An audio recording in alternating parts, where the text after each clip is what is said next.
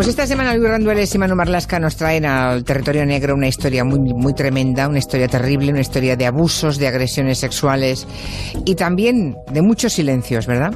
Porque solo con el silencio cómplice de unos cuantos se puede entender lo que ha ocurrido en la Escuela Taurina de Murcia. Uno de sus docentes, José María Ortín Leal, está en prisión desde el pasado viernes, acusado de varios delitos sexuales de los que eran víctimas pues alumnos y alumnas del centro, aspirantes a toreros que tuvieron la desgracia enorme de cruzarse en sus vidas con este auténtico depredador sexual, ¿no?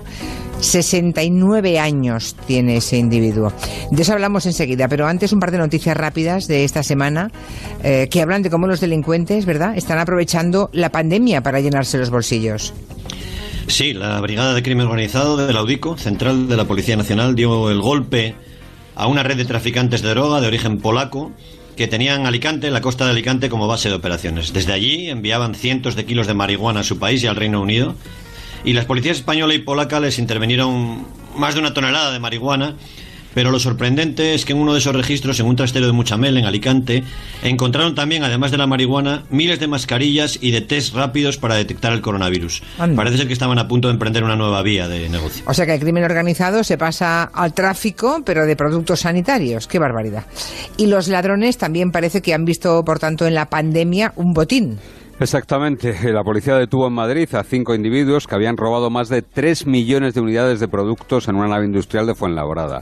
En total, 2.400.000 pares de guantes, 800.000 mascarillas quirúrgicas, 100.000 mascarillas FFP2, todo ello valorado en más de 700.000 euros. Los 5 detenidos iban a venderlo en el mercado negro. En fin, y acabamos con el tolai de la semana. Ya saben, una clase de tolai frecuente en estos tiempos, ¿no? Es el tolai exhibicionista, ¿no? Sí, no falla. Sí. Antes se decía que no había hortera sin transistor o algo así, no sé cómo era eso. No hay jardín sin flor ni hortera sin transistor. En este caso se trata de un hombre que circulaba por la carretera A42, que une Madrid y Toledo, iba a más de 200 kilómetros por hora, iba bailando, soltaba el volante, ponía los pies encima.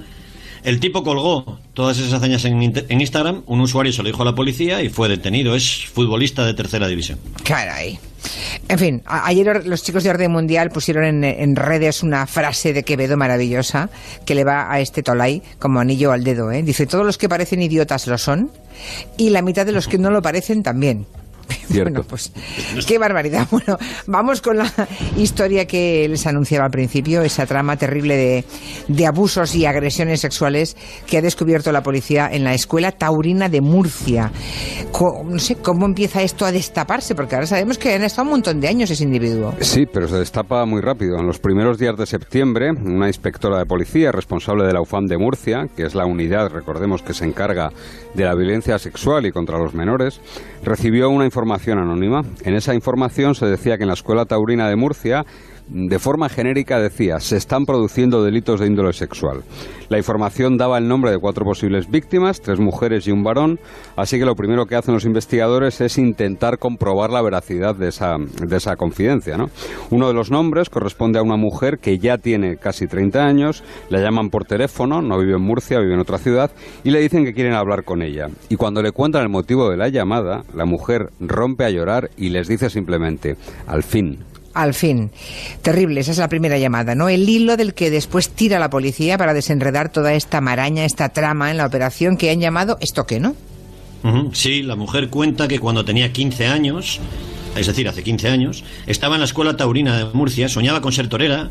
Un día se le acercó un hombre, José María Ortín Leal, que entonces tenía unos 55 años, hoy ya has dicho que tiene 69, se le presentó como entrenador de toreros, también como fisioterapeuta, y le animó a salir de la escuela. Le dijo que él la iba a ayudar a triunfar, la convenció a la chica, entonces una adolescente, y a su familia para que se pusieran en sus manos. Y a partir de ahí lo que cuenta la joven a la policía es un verdadero tormento. ¿Qué pasó exactamente? Bueno, pues Ortín le decía que no estaba demasiado fina para ser torera, que tenía que adelgazar un poco, que sus masajes le iban a ayudar. Así que se la llevaba a un piso, comenzaba a masajearle los muslos y acababa siempre en los genitales, introduciéndole los dedos en la vagina. Tras unas cuantas sesiones, la aspirante a torero se negó, lógicamente, a volver al piso de Ortín, pero este tipo se había ganado la confianza de la familia, así que la propia familia de la aspirante a torera le dejó un cuarto en su propia casa para que siguiese tratándola. No consigo entenderlo, o sea, abusó de ella en su propia casa y con la complicidad involuntaria de los padres de la niña. Sí, ocurre a veces, sobre todo en estos ambientes de entrenadores donde hay cierta autoridad, ¿no? Así siguió durante un año. En la declaración ante la policía, que ha sido una liberación para esta mujer, contó que el tipo le masajeaba el pecho y que ella, recordemos que tenía 15 años entonces, no entendía bien en qué le podían ayudar esos masajes a que estilizara las piernas, que era lo que él decía que tenía que mejorar, ¿no? La mujer narró también cómo un día el profesor de la escuela taurina se la llevó a su casa y le ordenó que se pusiera unas braguitas de papel como las que se usan en los salones de depilación. Pero en lugar de la camilla de siempre había un colchón diferente, hinchable, de matrimonio, y enfrente había un espejo. Él intentó violarla y ella se quedó inmóvil, aterrorizada, bloqueada, y se puso a llorar. Así que el tipo desistió y le dio los masajes, entre comillas, habituales en una camilla que, por cierto, fue descubierta por la policía ahora, en el registro de su casa. Bueno, y esta entonces quinceañera, esta pobre cría, ¿nunca contó nada a sus padres? No. ¿Nunca dijo nada? Nunca contó nada, porque lo cierto es que Ortín se había ganado a la absoluta confianza de su familia. Cuando ella se resistía a ir a que la tratase, él le decía a su familia que la chica era muy indisciplinada y que así no iba a triunfar nunca en el mundo del toro. El tormento acabó cuando ella no vio otra salida que marcharse, que largarse de la ciudad, se fue lejos de Murcia y con 16 años se fue sola a otra ciudad, bastante lejos de Murcia. Nunca más supo de Ortín hasta la llamada de la policía en esos primeros días de septiembre. Habían pasado casi 15 años, pero ella recordaba, y así lo contó con toda precisión, lo ocurrido, y se lo narró a la policía. Esta mujer es la primera víctima con la que contacta la policía, ¿no? Pero en esa primera lista hay más, ¿no? ¿Todas han confirmado las acusaciones? ¿Todas han contado historias terribles parecidas? Sí, hace 4 años José María Ortín, este falso fisioterapeuta, llegó a la Escuela Taurina de Murcia, de la mano de un torero conocido, de Pepín Liria, que es director artístico de esa escuela de toros. Prácticamente las 9 víctimas restantes que ha encontrado la policía hasta el momento, decimos hasta el momento porque los investigadores creen que hay muchas más, han sido alumnos de la escuela en estos últimos años o han estado relacionados con ese centro por alguna vía. Las declaraciones de estas víctimas ante la policía son terribles y han servido para que el juez envíe a prisión a Ortín, acusado de un montón de delitos: agresión sexual con penetración, abusos sexuales, exhibicionismo, pornografía infantil, provocación sexual, coacciones, lesiones psicológicas. Pero decís que las víctimas son tanto chicos como chicas, ¿no? ¿Qué pasa? ¿Que no distinguía entre sus víctimas? No, le daba un poco igual. Lo que sí que distinguía era el modus operandi entre unos y otros. Entre las víctimas hay 6 mujeres, 6 chicas y 4 chicos. Las edades van entre los 11 y los 27 años, aunque casi todas las víctimas, cuando fueron víctimas de él, sus edades eran entre 14 y 17 años. Con las chicas, Ortín repetía el cuento de sus supuestos conocimientos de fisioterapia para abusar de ellas y para violarlas en algunos casos. Luego nos detendremos en algún caso especialmente sangrante. A los chicos lo que hacía era llevarlos a su casa con la excusa de ver vídeos de corridas de toros para perfeccionar la técnica, pero lo cierto es que cuando llegaban allí a su casa lo que hacía era ponerles vídeos pornográficos. Él se masturbaba y animaba a los chicos a que hiciesen lo mismo, según han declarado todos ellos a la policía. Y ahí yo me pregunto, y seguramente los oyentes también, ¿cómo es posible que nadie en esa escuela, nadie diese la voz de alarma hasta que llegó ese anónimo a la policía? Ahí había gente que nadie sabía nada, nadie vio nada. El caso recuerda mucho al del profesor de música del Colegio Valdeluz aquí en Madrid, o al caso del profesor de karate en Canarias, ¿no? Sí. En esos dos casos, y hay una auténtica bolsa negra de casos de este tipo, los abusos se basan en la superioridad del maestro, ¿no? En un depredador que se gana la confianza de las familias de las víctimas. Y en el mundo del toro hay una palabra que siempre está en boca de mucha gente, que es la ambición. Ortín lo sabía, manejaba esa historia, les decía a los chicos que tenían que ser ambiciosos, que tenían que hacer lo que les dijera, dejarse hacer para triunfar. Ortín además seleccionaba como un depredador a quien él consideraba los mejores alumnos, que eran los que pasaban a torear, a juntarse con el maestro, con Pepín Liria, el director de la escuela, la figura en la que los chicos y las chicas se miraban, ¿no? Y Ortín tenía la llave de ese salto, ¿no? Así que este sistema de abusos aseguraba también el silencio, ¿no? Y Pepín Liria, ¿qué ha dicho? No sé, la policía habrá hablado con Pepín Liria. La UFAM de Murcia habló con él por teléfono porque él está en cuarentena, parece que dio positivo en COVID, en coronavirus, y él dijo no saber absolutamente nada de estos abusos, dijo que no sabía nada.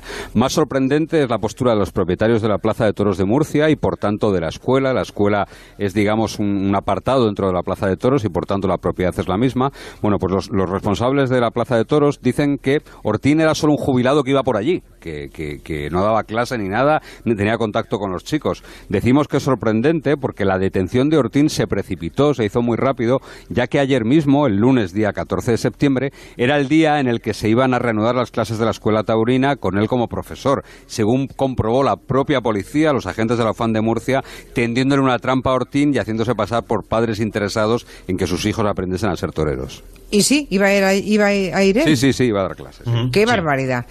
Veremos, porque la investigación parece que va a dar bastante más de sí, ¿no? Y puede que en las próximas semanas se sepa quiénes son todos esos que guardaron silencio cómplice y delictivo, por otra parte. De momento la policía detuvo también a un empleado de esa plaza de toros acusado de eso que dices, omisión del deber de perseguir delitos, ¿no? Era alguien que veía cómo Ortín se encerraba casi a diario en un despacho con una niña de 11 años. Lo que ha descubierto la policía es que abusaba de ella siempre en la plaza de toros, que ella tuvo pánico, nunca le dijo nada a su familia y que incluso Ortín grababa las violaciones. Cuando la madre de esta chica se enteró de lo ocurrido por boca de la Policía Nacional, contó que nunca había imaginado nada parecido, que la sacó de la escuela porque tenía a Ortín conceptuado como un viejo verde, un tío un poco rijoso. Incluso narró que a ella, a la madre, se le había insinuado y le propuso ir a un hotel con él. La niña hoy tiene solo 12 años. ¡Qué barbaridad! O sea, 11 años violada en la misma plaza donde iban a dar las clases. O sea, a este individuo le valía cualquier escenario. Sí, cualquiera. Mira, otra de las víctimas, una chica de 16 años, la violó en una furgoneta y abusó de ella en numerosas ocasiones. A otra más de las víctimas, hermana de un alumno, le mostró los genitales en un callejón de la plaza. A una mujer de 27 años ya, hecha y derecha, la sobaba cada vez que la veía, que tenía ocasión, y como él le presentó a un abogado para que le arreglase su divorcio, él le repetía continuamente que un favor se paga con otro favor, insinuándole que tenía que pasar por el aro. Las declaraciones recogidas en el atestado muestran a Ortín como un tipo insaciable, un depredador insaciable, dispuesto en todo momento a abusar de cualquiera, chico o chica, y además de cualquier edad.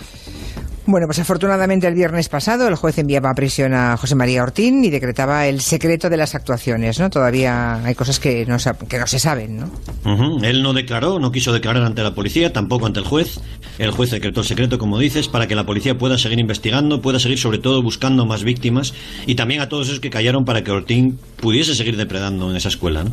La policía de Murcia tiene mucho trabajo por delante y tiene esperanzas de que la difusión que hacemos también aquí de esta operación Estoque anime a más víctimas que están convencidos de que las hay a denunciar. Claro, en tantos años debe haber una larga lista de... Hombre, el periodo de enfriamiento, si la primera víctima que tienen es de hace 15 años y la siguiente solo de hace 4, en alguien así un periodo de enfriamiento de 11 años no parece muy normal, desde luego. Claro, o sea que ahí hay unos años que de momento están en negro, pero que probablemente la policía consiga escribir, ¿no? Sí, lo que quieren es animar a las víctimas, de verdad, que cualquiera que haya tenido relación con él y que haya sufrido alguna de las variedades, porque como vemos son múltiples de los delitos sexuales de este tipo, pues que acuda a la UFAM de Murcia, a la Policía Nacional de Murcia y lo cuente. Pues ojalá sirva este programa también para abrir esa nueva vía. Manu Marlasque, Luis Rendueles, hasta la semana que viene. Hasta luego. Adiós.